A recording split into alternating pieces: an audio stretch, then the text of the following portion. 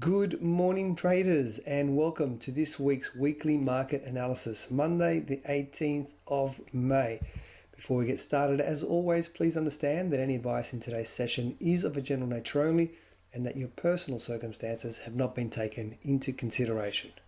Well, let's have a look at the week that was. The news flow was overall negative. We had US sales numbers come in much lower than expected, US-China situation going south, and Germany is officially in a recession, with the UK now set to follow. Numbers should confirm this later this week. GBPUSD was the biggest loser for the week, with 280 pips, the cable dropping in the week that just gone by. If we refer our attention to the commodity currencies, namely the Australian dollar, Kiwi dollar, and the US CAD, the Kiwi was the worst performing currency of those commodity currencies this week, and namely on the back of the announcement that they were increasing the quantitative easing program. In fact, they were doubling their program. So that caused a lot of weakness for the Kiwi dollar. Also, we had China data coming relatively weak this week. That did not help our own Australian dollar. Add to that the COVID-19 inquiry situation and the geopolitical tensions between Australia and China. That also did not help our Australian US dollar. Finally, the euro, although Germany officially entered into recession, a lot of optimism coming out of the Eurozone, namely on the back of the lifting of the lockdown rules or the easing of the lockdown rules, and investors seem to be taking heart to that and backing the euro somewhat. So that was pretty much what happened this week that went by. This week to look forward to, the major focus will be on Europe, with the PMI data, key PMI data being released for Germany, France, and the UK. That's our wrap. Let me now have a look at our charts, and we'll get into our technical analysis part for the week. As I do that, let's kick off with the Aussie dollar. All right, when I look at my Aussie dollar chart over here, it's a chart that is somewhat confusing. It's not a clear signal. We were appearing to be heading in an upward direction.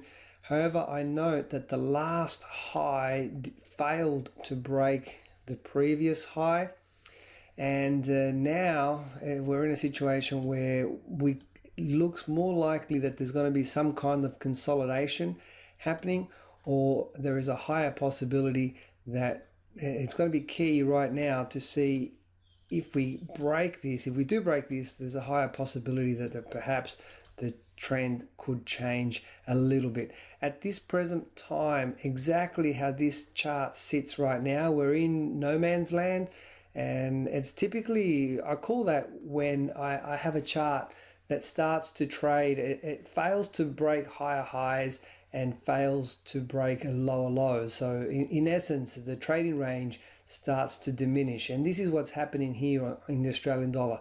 If I show you that, see, that was the previous high, this was the previous low. See, we've gone inside that, and at the moment we're inside that as well. So if that tends to hold, generally what happens is we start to create some kind of a converging triangle until the compression becomes so great, and then the market breaks out in one direction or the other. At the moment, we're in no man's land. Aussie dollar, there is nothing we want to do on this one, so let's just leave it alone for this week. Let's move along. Let's have a look at our Euro USD. Okay, last week I added this additional line down the bottom to see if the level will hold. It seems to be respected. I do prefer the channel over a horizontal support or resistance level. A channel which has been satisfied on the top and the bottom lines in general is a lot stronger to trade off. So I do prefer the channel, but the channel's not being respected here either. So what I might do with this one is, look, I'll just leave it for another week. Let's see if this is the channel, of course, that I'm talking about. Let's see if the market does come down to this level and gives us an opportunity to trade in that direction as such. So far, it has not happened. This level, in fact, has been holding. But look, to be honest, where we currently are right now, this is a chart that I don't really favor. If anything, actually, now that I look at it a little bit longer, if I extend this line out in this direction, I'm noticing that this level was support over here, support again. This is support there, a little bit of support there. And the question is, if I haven't been able to produce a price action reversal there, perhaps this is a higher probability of a trade. So what I'm going to do is I'm actually going to remove the channel. Give me one moment. Let's remove that. Gone. And I'm just going to leave it as such. Let's see if I can produce some kind of price action down the bottom here, which would give me an opportunity to trade back up that channel. All right, so that's my USD. Unfortunately, right now, I don't have a trigger, but I do have a game plan. Let's see if I can trade off this support level here. US yen, let's have a look. Okay, US yen, I have a similar line, which I've drawn for here. And what I'm noticing is that we're trading around it. Okay, so that seems to be some kind of a center line. Look, at the moment, this one is inconclusive. There's no long opportunity. There's no short opportunity. The trend itself is not really established, perhaps slightly towards a downtrend more than anything else, but it's very inconclusive. So this is a chart that let's just leave it. Let's see what develops, and let's see if we can get some kind of opportunities. Okay, so at the moment, US yen, we don't want to do anything with this one. We're just going to leave this one alone. Let's move along and let's have a look at our GBPUSD. Now, I just drew in this channel. Okay, so now one thing that I'll note, we definitely have two confirmed touches on the top side. On the bottom side, I'll have one. Now, of course, I'm ignoring this section here. And of course, this was a sporadic spike caused by fear and all the tensions of the immediate lockdown effects of the COVID-19. So from a technical point of view, let me just ignore them for a little while. So if I'm doing that and I'm ignoring that particular one there, I've got two valid touches at the top, one at the bottom, and now we are right on that level again. Now, I don't like to just trade straight off the level. So naturally, what I'm going to look for is I'm going to look for any kind of confirmation which indicates a reversal occurring in this region. So what I mean by that is the market's been coming down. I want to see something to confirm that it's reversing, which gives me the opportunity to trade back up. And naturally, what I like to look for is price action reversal. So sometimes if I'm really trying to catch a trade here, I may drop down a time division. So currently I'm looking at I'm on a daily time scale, but I may drop down to a 4-hour chart. Let me just drop and have a look. There's my 4-hour chart. And then what I can do is I can look for the price action on a 4-hour time frame as opposed to a daily time frame. And let's see if that gives me the opportunity to take the trades that I want. Okay, so for now, this one's highly on the alert. I'll put it back to a daily chart. Let's look for that price action. If we get it, we are on this one and we will be happily trying to trade this one back up the channel. All right. USCAD, let's have a look. I've drawn in those two potential levels here, and they seem to be respected. And at the moment, the market is trading smack in the middle of that, and we are ranging in there. So with this particular chart, I have no intention of taking any kind of trades until I get back towards that level there to try and trade down, or I get down to this level here to try and trade back up. So those are the only two types of trades that I'm looking for. This one, I'm right in the middle, so I have to wait. That's the US CAD for us this week. Let's have a look at the Kiwi dollar. Similar story. Actually, the Kiwi dollar had a reversal pattern there. I think we called that one out last week. I've got to go back and check, but I believe we called this one out.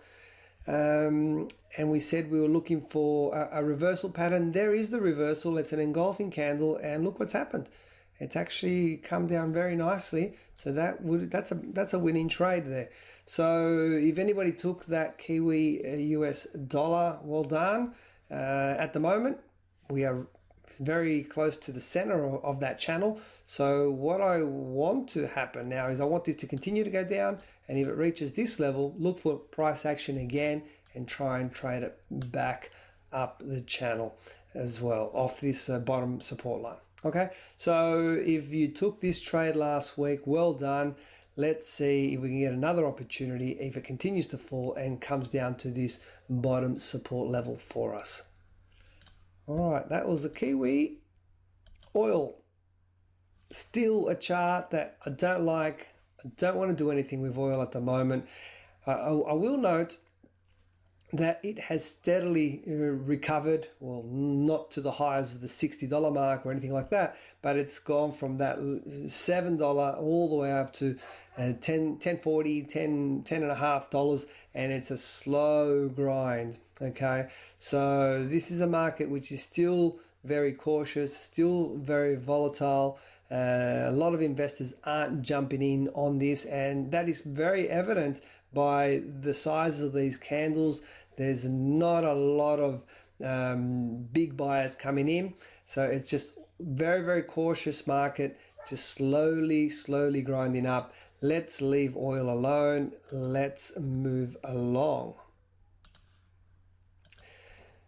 The ASX 200. Okay, so it seems to me that the equity markets has kind of started to settle into a region. When I look at the Dow, I look at the DAX, I look at the NASDAQ, they all seem to be behaving very, very similar. And of course here our ASX 200, and we can see that we are grinding now in a much narrower range. Now, can we recover to the highs that we had? We were at 7,000 only a month and a half ago.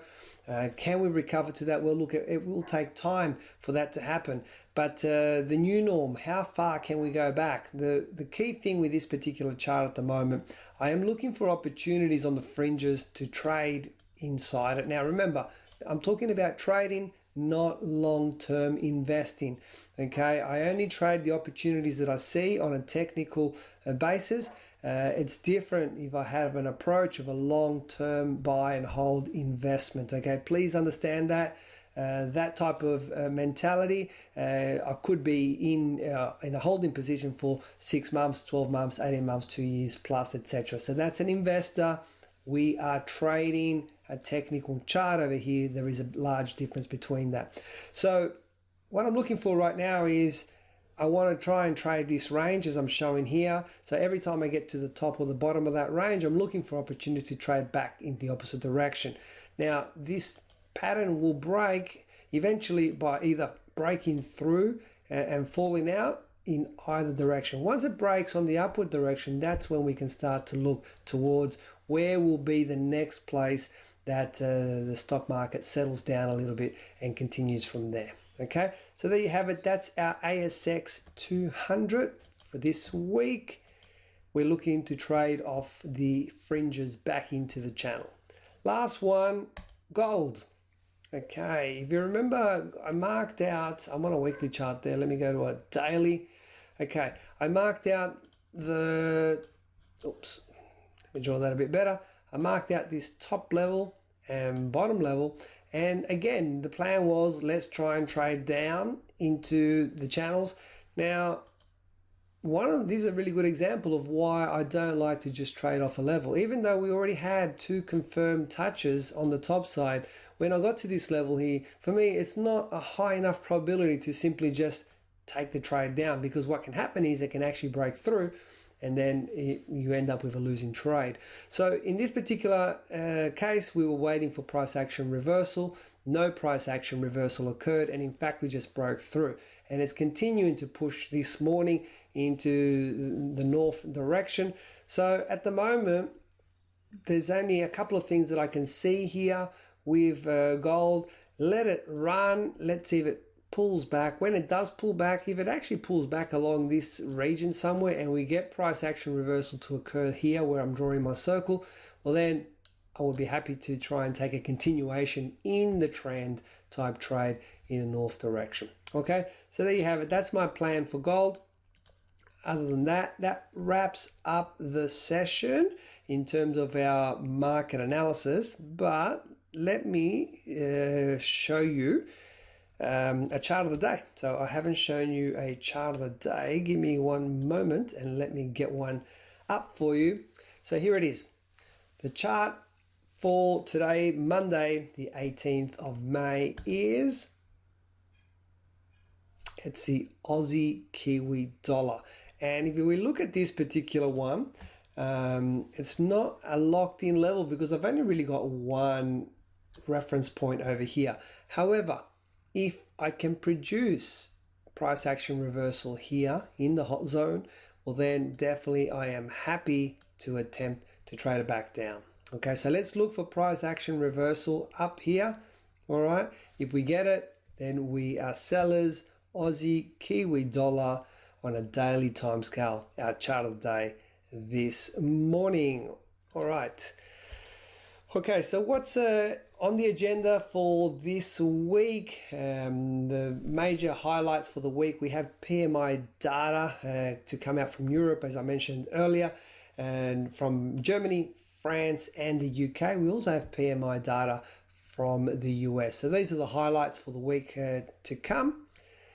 Guys, as always, please feel free to contact us if you do have any questions. Follow me on Twitter at ChatFX for trade setups and breaking news. Most importantly, hope you all have a fantastic trading day. Have a great trading week. I'll speak to you next week for the weekly market analysis. Bye for now.